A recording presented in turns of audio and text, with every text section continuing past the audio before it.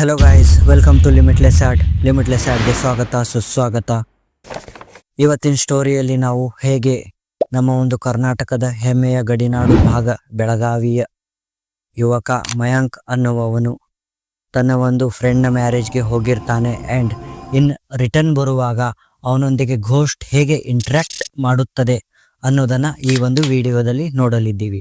Mayank basically ನಮ್ಮ ಒಬ್ಬ subscriber ಆಗಿದ್ದಾರೆ ಆ್ಯಂಡ್ ಇದು ಇವರ ಜೀವನದಲ್ಲಿ ನಡೆದ ಒಂದು ರಿಯಲ್ ಸ್ಟೋರಿ ಆಗಿದೆ ಗಾಯ್ಸ್. ಸೊ ಗಾಯ್ಸ್, ನಿಮ್ಮ ಹತ್ರನೂ ಯಾವುದಾದ್ರೂ ಇಂಥ ಸ್ಟೋರಿಗಳಿದ್ರೆ ಆರ್ ನಿಮ್ಮ ಜೀವನದಲ್ಲಿ ಏನಾದರೂ ಇಂಥ ಘಟನೆಗಳು ಆಗಿದ್ದರೆ ನನಗೆ ಈ ಇಮೇಲ್ ಐ ಡಿಗೆ ಅದನ್ನು ಮೇಲ್ ಮಾಡಿ ಗಾಯ್ಸ್. ಸೊ ಗಾಯ್ಸ್, ಯಾವುದೇ ಥರ ಲೇಟ್ ಮಾಡದೆ ನಾವು ಡೈರೆಕ್ಟ್ ಸ್ಟೋರಿಗೆ ಜಂಪಿನ್ ಆಗೋಣ. ಇವತ್ತಿನ ಸ್ಟೋರಿಯ ಮೇನ್ ಕ್ಯಾರೆಕ್ಟರ್ ಬಂದ್ಬಿಟ್ಟು ಮಯಾಂಕ್ ಅಂತ. ಇದನ್ನು ನಾನು ನಿಮಗೆ ಆಗ್ಲೇ ಹೇಳಿದ್ದೀನಿ. ಮಯಾಂಕ್ ಬೇಸಿಕಲಿ ಬೆಳಗಾವಿ ಜಿಲ್ಲೆಯ ಒಂದು ಕಂಪ್ನಿಯಲ್ಲಿ ವರ್ಕ್ ಮಾಡ್ತಿರ್ತಾನೆ. ಇವತ್ತಿನ ಏಜ್ ಬಂದ್ಬಿಟ್ಟು ಗಾಯ್ಸ್ 35. 2016 ಡಿಸೆಂಬರ್ ತಿಂಗಳಿನಲ್ಲಿ ತನ್ನ ಒಂದು ಫ್ರೆಂಡ್ನ ಮ್ಯಾರೇಜ್ಗೆ ಅಂತ ಮಯಾಂಕ್ ಅಥಣಿ ಜಿಲ್ಲೆಯ ಬೆಳಗಾವಿ ತಾಲೂಕಿಗೆ ಹೋಗಿರ್ತಾನೆ.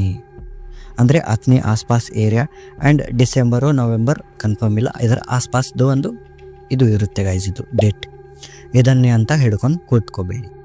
ಸೊ ಮಯಾಂಕ್ ಅಲ್ಲಿ ಮದುವೆಗೆ ಹೋಗಿರ್ತಾನೆ. ಮದುವೆಯಲ್ಲಿ ಎಲ್ಲ ಶಾಸ್ತ್ರಗಳು ಮುಗಿದ ಮೇಲೆ, ಅಂದರೆ ಅರ್ಶಿನ ಶಾಸ್ತ್ರ, ತಾಳಿ ಕಟ್ಟುವ ಶಾಸ್ತ್ರ and more important then the marriage is Arundhati ನಕ್ಷತ್ರ ತೋರಿಸೋ ಶಾಸ್ತ್ರ, ಊಟ, ಹೀಗೆ ಹಲವಾರು ಶಾಸ್ತ್ರಗಳು ಮುಗಿದ ಮೇಲೆ ನೈಟ್ ಮಯಾಂಕ್ ಅವರ ಫ್ರೆಂಡ್ ಮಯಾಂಕ್ ಆ್ಯಂಡ್ ಉಳ್ಕಿದ ಏನಿರ್ತಾರಲ್ಲ ಅವರು ಕ್ಲೋಸ್ ಫ್ರೆಂಡ್ಸ್, ಅವರಿಗಂತ ಒಂದು ನೈಟ್ ಡ್ರಿಂಕಿಂಗ್ ಪಾರ್ಟಿಯನ್ನು ಇಟ್ಟಿರ್ತಾನೆ. ರಾತ್ರಿ ಪಾರ್ಟಿಯಲ್ಲಿ ಹೆವಿ ಡ್ರಿಂಕ್ ಮಾಡಿಕೊಂಡು ಸುಮಾರು 11:30 ಹೊತ್ತಿಗೆ ಮಯಾಂಕ್ ರಿಟರ್ನ್ ಬೆಳಗಾವಿಗೆ ಹೊರಡಲು ನಿಲ್ತಾನೆ. ಆಗ ಅವನದೇ ಫ್ರೆಂಡ್ ಆದ ರೀಚಾ ಸಹ ಅಂತಾಳೆ, ನಾನು ನನ್ನ ಊರಿಗೆ ಹೋಗ್ತೀನಿ, ನನಗೂ ಬಿಡು ಅಂತಾಳೆ. ಆ್ಯಂಡ್ ಇವರ ಫ್ರೆಂಡ್ ಏನಿರ್ತಾನಲ್ಲ,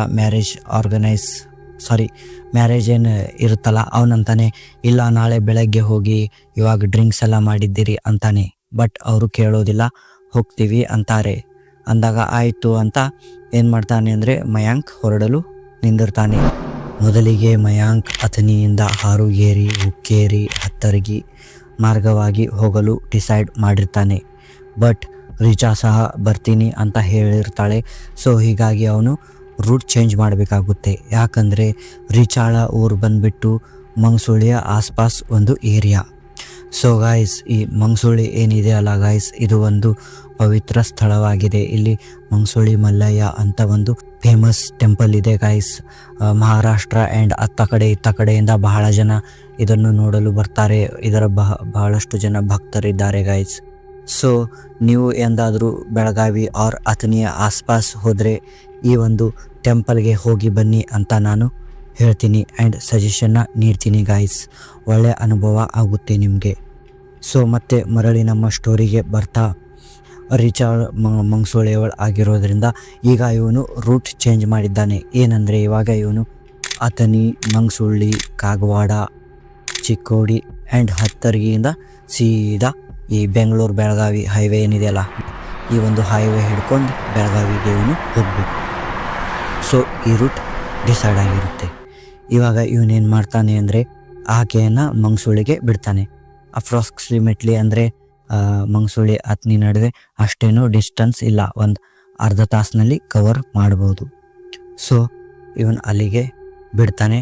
ಬಿಟ್ಟಾಗ ಆವಾಗ ಅವ್ರ ಫಾದರ್ ಏನಿರ್ತಾರಲ್ಲ ಅವ್ರಂತಾರೆ, ಇಲ್ಲ ನೀನು ಭಾಳ ಡ್ರಿಂಕ್ ಎಲ್ಲ ಮಾಡಿದೀಯಾ, ಸೊ ಇವತ್ತು ನಮ್ಮ ಮನೆಯಲ್ಲೇ ಉಳ್ಕೋ, ನಾಳೆ ಬೆಳಗ್ಗೆ ಹೋಗುವಿಯಂತೆ ಅಂತ ರೀಚಾ ಅವರ ಫಾದರ್ ಅಂತಾರೆ.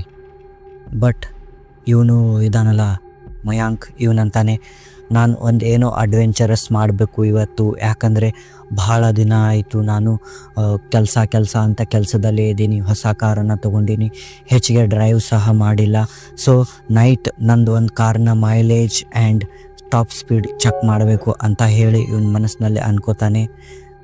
ಆ್ಯಂಡ್ ಇವನು ಹೊರಟು ಬಿಡ್ತಾನೆ ಅಲ್ಲಿಂದ. ಇನ್ನೇನು ಮಂಗಸುಳಿ ಬಿಟ್ಟಿರ್ತಾನೆ, ಹೊರಗಡೆ ಬಂದಿರ್ತಾನೆ. ಇವನು ಮಂಗಸುಳಿ ಊರಿನ ಹೊರಗಡೆ ಆ ಬ್ರಿಡ್ಜ್ ದಾಟ್ಕೊಂಡ ಮೇಲೆ ಬಂದಿರ್ತಾನೆ.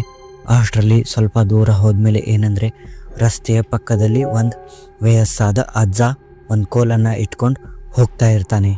ಇವತ್ತಿಗೆ ಸುಮಾರು ಅಂದರೆ ಎಷ್ಟಂದರೆ ಗಾಯ್ಸ್ 12:30 ಆಗಿರುತ್ತೆ ಗಾಯ್ಸ್. ಸೊ ಅಜ್ಜ ಹೋಗ್ತಿರ್ತಾನೆ.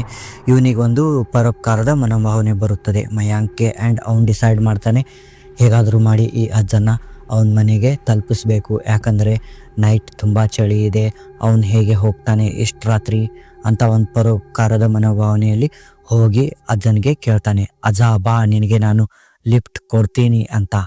ಬಟ್ ಅಜ್ಜ ಬೇಡ ಅಂತಾನೆ. ಆಗ ಮಯಾಂಕ್ ಸ್ವಲ್ಪ ಫೋರ್ಸ್ ಎಲ್ಲ ಮಾಡ್ತಾನೆ. ಆಗ ಮತ್ತೆ ಅಜ್ಜ ಅಂತಾನೆ, ಆಯಿತು ಬರ್ತೀನಿ, ನೀನು ಇಚ್ಛೆ ನೀನು ಅನುಭವಿಸ್ತೀಯ ಬಿಡು ಅಂತ ಹೇಳ್ತಾನೆ. ಆಯಿತು ಅಂತ ಇವನೇನು ಮಾಡ್ತಾನೆ ಅಂದರೆ ಆ ಅಜ್ಜನ ಕಾರ್ನಲ್ಲಿ ಕೂರಿಸ್ಕೊತಾನೆ. ಇವಾಗ ಕಾರ್ ಮೂವ್ ಆಗ್ತಾ ಇದೆ.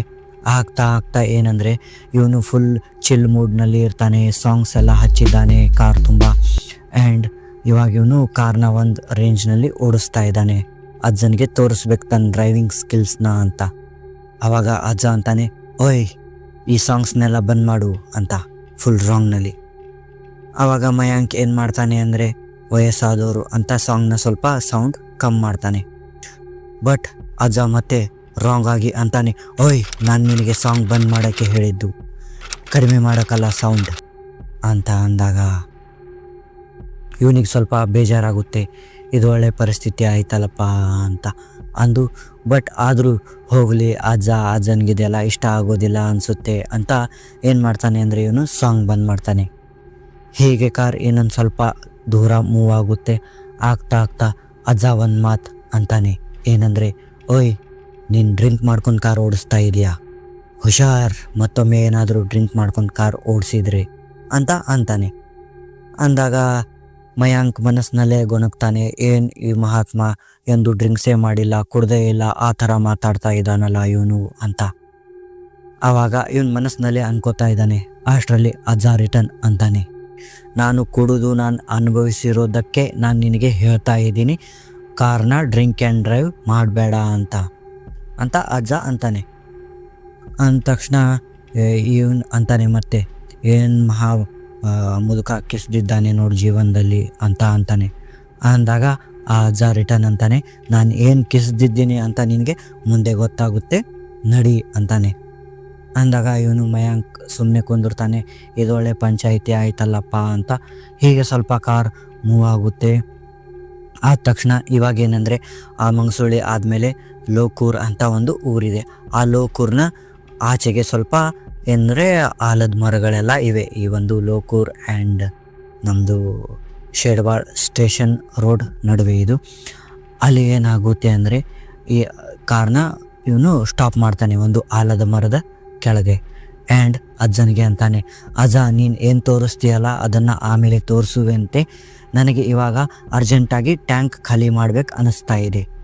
ಸೊ ನಾನು ಟ್ಯಾಂಕ್ ಖಾಲಿ ಮಾಡಿ ಬರ್ತೀನಿ ಆ್ಯಂಡ್ ಆಮೇಲೆ ತೋರಿಸುವಂತೆ ಅಂತ ಹೇಳ್ತಾನೆ. ಹೇಳಿ ಇವನು ಕಾರ್ನಿಂದ ಇಳ್ಕೊಂಡು ಹೋಗ್ತಾನೆ ಆ ಒಂದು ಆಲದ ಮರದ ಇದರಲ್ಲಿ. ಇವನು ಯೂರಿನ್ ಪಾಸ್ ಮಾಡಬೇಕು, ಅಂದರೆ ಟ್ಯಾಂಕ್ ಖಾಲಿ ಮಾಡಬೇಕು. ಅಷ್ಟರಲ್ಲಿ ಇವನಿಗೆ ಅನಿಸುತ್ತೆ, ಓ ಬೇಡ, ಈ ಮರದಲ್ಲಿ ಬ್ರಹ್ಮರಾಕ್ಷಸ ಆರ್ ದೇವತೆಗಳ ವಾಸ ಇರುತ್ತದೆ ಅಂತಾರೆ. ಸೊ ನಾನು ಸೈಡ್ ಮಾಡಿದರೆ ಆಯಿತು ಅಂತ ಇವನು ಸೈಡ್ ಟ್ಯಾಂಕ್ ಖಾಲಿ ಮಾಡ್ತಾನೆ. ಖಾಲಿ ಮಾಡಿ ಕಾರ್ ಹತ್ರ ಬರ್ತಾನೆ. ಕಾರ್ ಡೋರ್ ಓಪನ್ ಮಾಡ್ತಾನೆ. ಅಷ್ಟರಲ್ಲಿ ಇವನ ಗಮನ ಕಾರ್ನ ಒಂದು ಡ್ಯಾಶ್ ಬೋರ್ಡ್ ಮೇಲೆ ಒಂದು ಸಿಗರೆಟ್ ಪ್ಯಾಕೆಟ್ ಇರೋದು ಇವನಿಗೆ ನೆನಪಾಗುತ್ತೆ. ಆ್ಯಂಡ್ ಅದು ಇವನ ಕಣ್ಣಿಗೆ ಕಾಣುತ್ತೆ. ಸೊ ಆ ಸಿಗರೆಟ್ ಪ್ಯಾಕ್ನ ಎತ್ಕೊಂಡು ಬಾಯಲ್ಲಿ ಇಟ್ಕೊಂಡು ಲೈಟ್ರನಿಂದ ಸಿಗರೆಟ್ ಹತ್ತಿಸ್ತಾನೆ. ಆ್ಯಂಡ್ ಅಲ್ಲೇ ಅಜ್ಜ ಕೂಳ್ತಿರ್ತಾನೆ.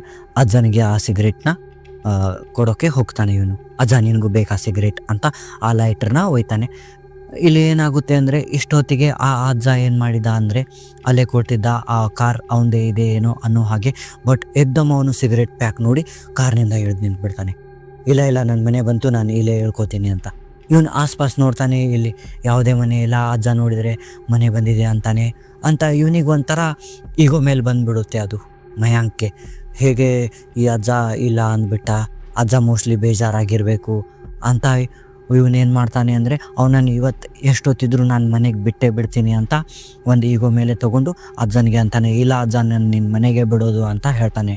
ಆವಾಗ ಅಜ್ಜ ಅಂತಾನೆ, ಇಲ್ಲ ನನ್ನ ಮನೆ ಬಂದಿದೆ, ಕೇಳು ನನ್ನ ಮಾತು, ನಾನು ಹೋಗ್ತಾ ಇದ್ದೀನಿ ಅಂತ ಹೇಳ್ತಾನೆ. ಬಟ್ ಮಯಾಂಕ್ ಯಾವುದೇ ಕೇಳೋ ಸ್ಥಿತಿಯಲ್ಲಿ ಇರೋದಿಲ್ಲ. ಸೊ ಇವನು ಅಜ್ಜನ ಮುಂದೆ ಹೋಗ್ತಾನೆ ಮತ್ತೆ ಆ ಲೈಟರ್ ಹಿಡ್ಕೊಂಡು ಹಾಗೆ ಹೋಗ್ತಾನೆ, ತಗೋ ಸಿಗರೇಟ್ ಆದರೂ ಸೇದಂತ. ಬಟ್ ಅಜ್ಜ ಏನು ಮಾಡ್ತಾನೆ ಅಂದರೆ ಏಕ್ದಮ್ ಆ ಅಜ್ಜ ಒಂದೇ ಜಂಪ್ನಲ್ಲಿ ಗಾಳಿಯಲ್ಲಿ ಹಾರಿ ಆ ಆಲದ ಮರದ ಮೇಲೆ ಕೂತ್ಕೊಂಡು ನೋಡ್ ಇದೇ ನನ್ನ ಮನೆ ಅಂತ ಅಂತಾನೆ. ಹಾಗೆ ಅಂದ ತಕ್ಷಣ ಮಯಾಂಕ್ ಸಿಗರೇಟ್ ಅಲ್ಲೇ ಬಿಟ್ಟು ಕಕ್ಕಾಬಿಕ್ಕಿಯಾಗಿ ಯಪ್ಪೋ ನನ್ನ ಜೀವ ಹೋಯ್ತು ಅಂತ ಅಂದ್ಕೊಂಡು ಎದ್ನೋ ಬಿದ್ನೋ ಅಂತ ಕಾರ್ ಡ್ರೈವಿಂಗ್ ಸೀಟ್ನಲ್ಲಿ ಕುಳಿತುಕೊಂಡು ಫುಲ್ ಸ್ಪೀಡ್ನಲ್ಲಿ ಕಾರ್ನ ಯೂ ಟರ್ನ್ ಮಾಡಿಕೊಂಡು ಸೀದಾ ಮಂಗಸೂಳಿಗೆ ಬರ್ತಾನೆ. ಬರಬೇಕಾದ್ರೆ ಹಿಂದೆ ನೋಡಿದರೆ ಆ ಒಂದು ಮಿರರ್ನಲ್ಲಿ ಏನೂ ಕಾಣ್ತಾ ಇರಲಿಲ್ಲ. ಬಟ್ ಮಯಾಂಕ್ ಫುಲ್ ಹೆದರಿರ್ತಾನೆ, ಕೈ ಕಾಲೆಲ್ಲ ನಡುಗ್ತಾ ಇರುತ್ತೆ. ಇವನಿಗೆ ಏನಾಯಿತು ಅಂತಾನೆ ತಿಳಿತಾ ಇರೋದಿಲ್ಲ, ಯಾಕಂದರೆ ಆ ಅಜ್ಜ ಅಂದಿರ್ತಾನೆ ಅವನು ಮುಂದೆ ನೀನು ಅನುಭವಿಸ್ತೀಯ ಅಂತ. ಆ್ಯಂಡ್ ಇನ್ನೊಂದು ಏನಂದರೆ ಆ ಅಜ್ಜ ಅಂತಿರ್ತಾನೆ ನನ್ನ ಮನೆ ಬಂದಿದೆ, ನಾನು ಇಲ್ಲೇ ಹೋಗ್ತೀನಿ, ಇಲ್ಲೇ ಎಲ್ಲೋ ಇದೆ ಅಂತ. ಬಟ್ ಮಯಾಂಕ್ ಕೇಳ್ತಾ ಇರೋದಿಲ್ಲ, ಇಲ್ಲ ನಾನು ಇವತ್ತು ನಿನ್ನ ಕಳಿಸೋದಂತ. ಆವಾಗ ಆ ಅಜ್ಜ ಆಯಿತು ಮಗನೇ ನಿನಗೆ ತೋರಿಸ್ತೀನಿ ಏನು ಅನ್ನೋದನ್ನು, ನನ್ನ ಮನೆ ಎಲ್ಲಿದೆ ಅಂತ. ಇವನು ಏಕ್ದಮ್ ಮರಕ್ಕೆ ಹತ್ಕೊಂಡು ಕೂತ್ಕೊಂಡ್ಬಿಡ್ತಾನೆ. ಆ ಒಂದು ದೆವ್ವ ಆಗಿರುತ್ತೆ ಅದು. ಸೊ ಅದನ್ನು ನೋಡಿದ ಇವನು ಡೈರೆಕ್ಟ್ ಮಂಗಸೂಳಿಗೆ ರಿಟರ್ನ್ ಬರ್ತಾನೆ. ಆ್ಯಂಡ್ ಇದ್ದ ಮ್ಯಾಟರ್ ಎಲ್ಲ ಆ ರಿಚಾಳ ಫಾದರ್ಗೆ ಹೇಳ್ತಾನೆ, ಸರ್ ಹೀಗೀಗ ಆಯಿತು ಅಂತ. ಆ್ಯಂಡ್ ರಿಚಾಳ ಫಾದರ್ ಸಹ ಒಂದು army person, open minded person ಎಲ್ಲ ಇರ್ತಾರೆ. ಆಗ ಆ ರಿಚಾಳ ಫಾದರ್ ಅಂತಾರೆ, ಒಮ್ಮೊಮ್ಮೆ ಹೀಗೆ ಆಗುತ್ತೆ, ಸೊ ನಿನ್ನ ನಶೀಬೆಲ್ಲ ಇವತ್ತು ಚೆನ್ನಾಗಿದೆ, ನೀನು ಉಳಿದಿದ್ಯಾ, ಆ ಲೈಟರ್ ಇದ್ದಿತ್ತಿಲ್ಲ ಅಂದರೆ ನೀನು ಉಳ್ಕೋತಾ ಇರಲಿಲ್ಲ ಅಂತ ಅವನು ಅಂತಾನೆ. ಅವ್ರ ಫಾದರ್ ಅಂತಾರೆ. ಅಂದಾಗ ಇವನಿಗೆ ಒಂಥರ ಇದು ಆಗುತ್ತೆ. ಅಂದರೆ ಅವ್ರ ಪ್ರಕಾರ ಏನಂದರೆ ಆ ಲೈಟರ್ ಇದ್ದಿತ್ತಿಲ್ಲ ಅಂದರೆ ಆ ಗೋಸ್ಟ್ ಇವರನ್ನು ಏನಾದರೂ ಮಾಡಿರೋದು. ಯಾಕಂದರೆ ಆ ಗೋಸ್ಟ್ ಏನಂದಿತ್ತಂದರೆ ಡ್ರಿಂಕ್ ಆ್ಯಂಡ್ ಡ್ರೈವ್ ಮಾಡಬೇಡ ಅಂತ. ಇನ್ನೊಂದು ಏನಂದಿತ್ತಂದರೆ ಡ್ರಿಂಕ್ ಆ್ಯಂಡ್ ಡ್ರೈವ್ ಮಾಡಬೇಡ, ಪ್ಲಸ್ ನಾನು ನನ್ನ ಜೀವನದಲ್ಲಿ ಅನುಭವಿಸಿದ್ದಕ್ಕೆ ನಿನಗೆ ಹೇಳ್ತಾ ಇದ್ದೀನಿ ಆ್ಯಂಡ್ ನಿನಗೆ ತೋರಿಸ್ತೀನಿ ಅಂತ ಹೇಳಿರುತ್ತೆ. ಸೊ ಗೈಸ್ ಇಲ್ಲಿ ಏನು ಆಗಿರುತ್ತೆ ಅಂದರೆ ಆ ಒಂದು ಗೋಸ್ಟ್ ಸಹ ಡ್ರಿಂಕ್ ಮಾಡ್ಕೊಂಡು ಅಥವಾ ಏನೋ ಆಗಿ ಆಕ್ಸಿಡೆಂಟ್ನಲ್ಲಿ ಸತ್ತಿರ್ತಾನೆ ಆ ಅಜ್ಜ. ಸೊ ಹಾಗಾಗಿ ಇವನಿಗೆ ಅವನು ತಿಳಿ ಹೇಳ್ತಿರ್ತಾನೆ. ಬಟ್ ಮಯಾಂಕ್ ಯಾವಾಗ ತಿಳ್ಕೊಳ್ಳೋದಿಲ್ಲೋ ಆವಾಗ ಅಜ್ಜ ಅವನಿಗೆ ಏನೋ ತೋರಿಸಲು ಹೋಗಿರ್ತಾನೆ. ಅಷ್ಟರಲ್ಲಿ ಒಂದು ಪುಣ್ಯ ನಶೀಬ್ ಏನೋ ಚೆನ್ನಾಗಿತ್ತೋ ಏನೋ ಆ ಒಂದು ಲೈಟರ್ ಆನ್ ಮಾಡ್ತಾನೆ. ಸೊ ಮರನೇ ದಿನ ಏನಾಗುತ್ತೆ ಅಂದರೆ ಮಯಾಂಕ್ಗೆ 104 ಡಿಗ್ರಿ ಅಷ್ಟು ಒಂದು ಜ್ವರ ಬಂದಿರುತ್ತೆ. ಆ್ಯಂಡ್ ಇವರು ಹಾಸ್ಪಿಟಲ್ಗೆ ಹೋಗ್ತಾರೆ. ಹಾಸ್ಪಿಟಲ್ಗೆ ಚೆಕ್ ಮಾಡಿಸ್ಕೊಂಡು ಸೀದಾ ಆ ಒಂದು ಟೆಂಪಲ್ಗೆ ಹೋಗ್ತಾರೆ. ಅಲ್ಲಿ ನಮಸ್ಕಾರ ಎಲ್ಲ ಮಾಡ್ತಾರೆ ಆ ಮಂಗಸೂಳಿ ಮಲೆಯ ಟೆಂಪಲ್ಗೆ ಹೋಗಿ. ಆಮೇಲೆ ರಿಟರ್ನ್ ಏನಂದರೆ ಗೈಸ್, ಅವತ್ತಿನಿಂದ ಇವತ್ತಿನವರೆಗೂ ಮಯಾಂಕ್ ತನ್ನ ಹತ್ತಿರ ಒಂದು ಲೈಟರ್ ಇಟ್ಕೊಂಡಿರ್ತಾನೆ. ಆ್ಯಂಡ್ ಇವಾಗ ಅವನು ಯಾವುದೇ ಥರ ಡ್ರಿಂಕ್ ಆ್ಯಂಡ್ ಡ್ರೈವ್ ಮಾಡೋದಿಲ್ಲ, ಸ್ಮೋಕಿಂಗ್ ಎಲ್ಲ ಬಿಟ್ಟಿದ್ದಾನೆ. ಇವಾಗ ಅವನು ಒಳ್ಳೆಯ ವ್ಯಕ್ತಿಯಾಗಿ ಬದುಕ್ತಾ ಇದ್ದಾನೆ. ಸೊ ಇದಾಗಿತ್ತು ನಮ್ಮ ಒಂದು ಸಬ್ಸ್ಕ್ರೈಬರ್ ಅವರ ಸ್ಟೋರಿ. ಗೈಸ್ ನಿಮ್ಮ ಹತ್ರನೂ ಇಂಥ ಸ್ಟೋರಿಗಳಿದ್ದರೆ ನನಗೆ ಈ ಇಮೇಲ್ ಐಡಿಗೆ ಅದನ್ನು ಮೇಲ್ ಮಾಡಿ. ಆ್ಯಂಡ್ ಗೈಸ್ ನಾನು ನಿಮಗೆ ಹೇಳ್ತೀನಿ ಇನ್ನೊಂದು ವಿಚಾರ ಏನಂದರೆ, ನೀವು ಸಹ ಡ್ರಿಂಕ್ ಆ್ಯಂಡ್ ಡ್ರೈವ್ ಎಲ್ಲ ಮಾಡೋಕ್ಕೆ ಹೋಗಬೇಡಿ, ಸ್ಮೋಕಿಂಗ್ ಎಲ್ಲ ಬಿಟ್ಬಿಡಿ ಗೈಸ್, ಇದು ಒಳ್ಳೆಯದಲ್ಲ ಆರೋಗ್ಯಕ್ಕೆ.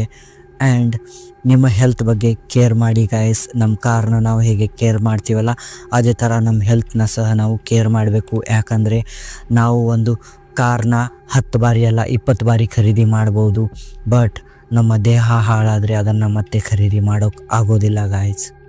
ಸೊ ಹೀಗೆ ಅಂತ ನೆಕ್ಸ್ಟ್ ಸ್ಟೋರಿಯಲ್ಲಿ ಭೇಟಿ ಆಗೋಣ ಗೈಸ್. Thank you guys.